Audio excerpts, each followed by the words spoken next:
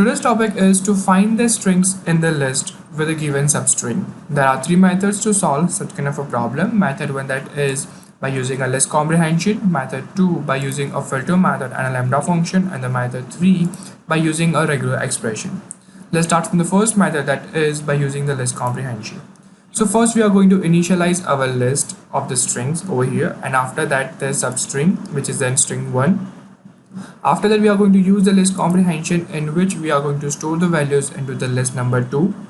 So what we are going to do in the list comprehension over here is we are going to go through each and every element of our list number 1, and after that we are using an if condition, that if the string 1 is present in the element of the list 1 or not. If it is present, then we are storing that value in the list 2, and after that we have them as an output. As you can see it over here, our substring, it comprises of triple B, in which we have the list of the strings. We have only one element, that is 4, 5, 6 triple B, and we have them as an output.